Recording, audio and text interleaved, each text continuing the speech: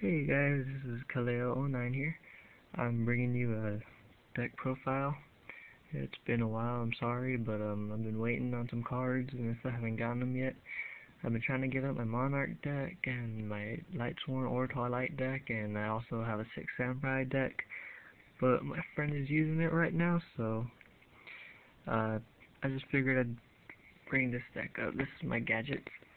Get that Gadget stun. It's not really oppression anymore since oppression got limited, but I work around it. It does decent.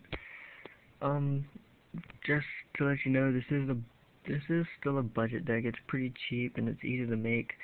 It's not a highly competitive deck. I mean, it does good, but it's like basically there's no solemn warnings, no pot of dualities, nothing really expensive. This is just a decent build that I do play. But then again, I don't go to tournaments, so I really don't know how I would do anyways. I'm just a recreational player. So, let's get to the deck real quick. Got 2 green gadgets, 2 red gadgets, and 2 yellow gadgets. Everyone knows about them. Next you have 2 DD warrior ladies. I tried running DD assailant, but I didn't like him as much because you couldn't crash. At least DD warrior, you can run into something and kill it and remove it, so she's very good. I was thinking about putting her up to 3, but I couldn't find a room for it. Next you have 2 fossil dinos. My friend actually owes me a fossil dino, so I'm just proxying one for now, but I have this one. It's pretty cool. Fossil dino is really useful. You have to know how to play him though. Like, basically when you play him, if you're gonna play him in attack mode, you want to be able to back him up. You want to make sure you have like some traps or some magics that'll keep him alive, because this is your lock right here. Since Royal Oppression is banned, I mean, it's what the hell am I talking about? It's limited now, so this is your replacement for it. 3 Thunder King Rai-Ohs. Thunder King Rai-Oh is probably the MVP of this deck. Yes, it does contradict with gadgets, but you need to learn how to play around it, because if you drop a gadget, protect it, then drop this next turn, it's great. So, Thunder King Rai-Oh is really good this format, of course. Then you have Gale. Gale is the best tuner, one of the best, maybe not the best. You have Spirit Reaper. Spirit Reaper is really good. He'll save you, attack, and I run a lot of monster destructions in here, so it's good for pushes and everything. Keep your hand advantage. Really good with gadgets. And then of course you have Gore and Dragodia, Trigo, and Trigo's so good with gadgets. Next up is the spells. I think I have 17 monsters? 17 or 18 monsters, I don't remember. I think 17. Then next up you have Monster Reborn and Dark Hole. Those are 2 main staples. And I do run 2 MSTs because destruction is good, and this is 1 for 1. And Gadget is basically 1 for 1, you know, so. There I have 3 Smashing Grounds. Yeah, Smashing Ground is great. Since it's at 3, you have to play it at 3 if you're playing Gadgets. That's just the rule. You also have 2 Fissures. So, just alone, including Dark Hole, that's 6 monster destruction cards, so that's pretty good. Then you have, I run 2 Book of Moons. I don't run 3. I think 3 is overdoing it. You want 1 for 1 cards more, so you want to get rid of the monsters more than anything else. But this is still really good, so I play that too. And then Pot of Avarice to recycle your gadgets and everything else. Trap lineup, you have 2 bottomless trapples. You have 2 and 3 D prisons, because D prison is amazing. I wish it was chainable. Man, that would make it so broken. But yeah, the only drawback I have with this is it's vulnerable to Dust Tornado and MST. This format is really big, so it's vulnerable to that. But the D prison is just such a good trap. I run 2 magic drains. I run this over Dust Tornadoes because I figured that most of my gadgets are gonna die anyways if I attack, and they're gonna waste a trap on a gadget, so that's good. But I figured that magics were a little more important to worry about, and I like to use it for Dust Tornado because Dust Tornado, I don't know, I don't know.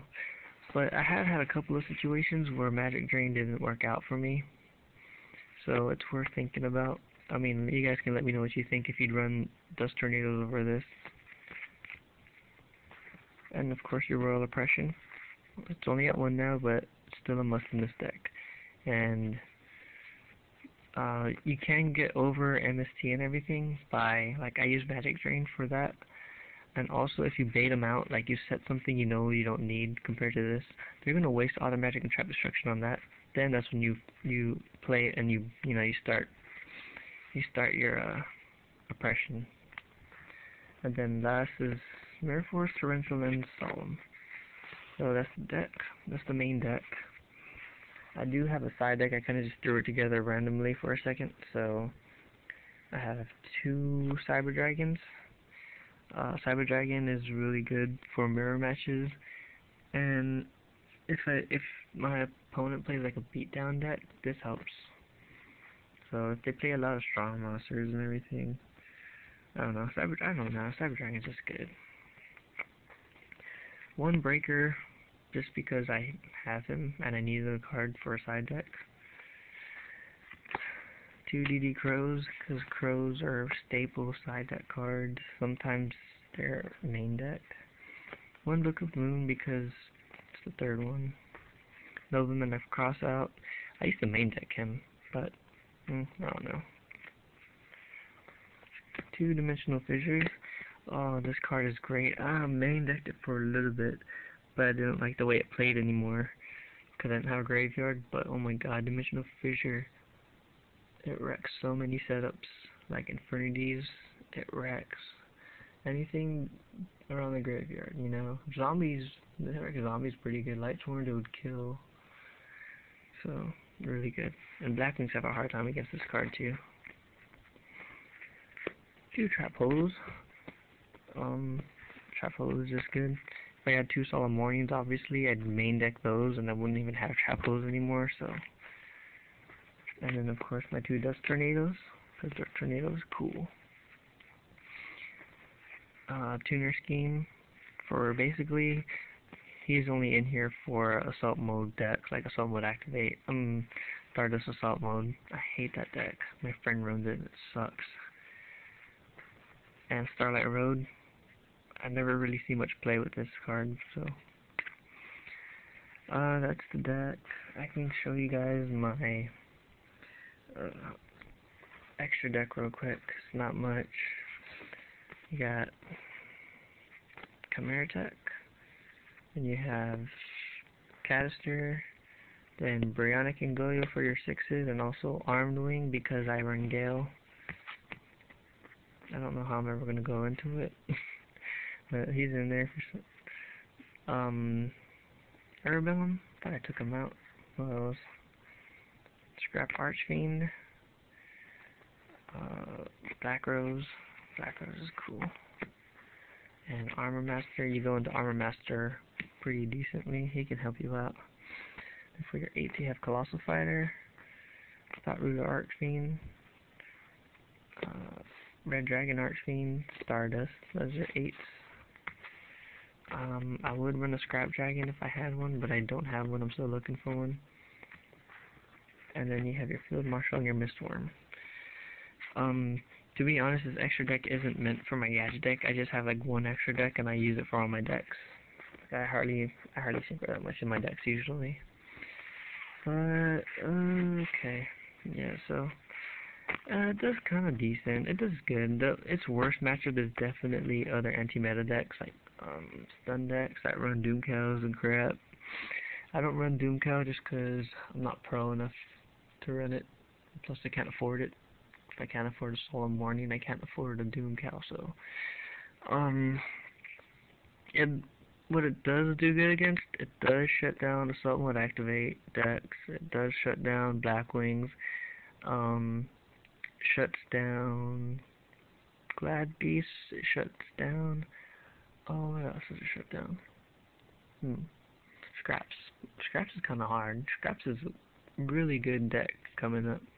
Like, it's gonna, oh man, scraps are gonna be ridiculous, especially next format. I mean, next box, whatever it's called. But yeah. So it does pretty decent. I can't think of anything else off the top of my head that it does good against, but I mean, it does its purpose, you know. Obviously, if I had solemn warnings and pot dualities, it'd be a little different. But I like the build. The only things I'm really wondering about are, like, you know, stuff like Magic Drain, if I should run those, or if I should main deck Cyber Dragon. So, I mean, you guys are definitely free to let me know what you guys think about the deck. Real quick, shout out to Icy Entertainment. I have his link. Basically, me and him decided that since we are our only subscribers for each other, I subscribed to him first, by the way, and he subscribed to me.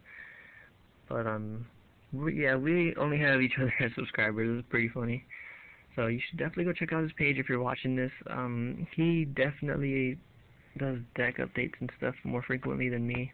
And he's a pretty decent player from what I've seen. Like, I like his decks. But he is up and coming. I'm not sure what he's trying to do. Like, I don't know if he's trying to become popular or not, because, you know, I do this for fun. This isn't really a big deal to me. But like I said, go subscribe to him and everything. If you should definitely subscribe to him before you subscribe to me, because like I said, this is just a fun thing for me.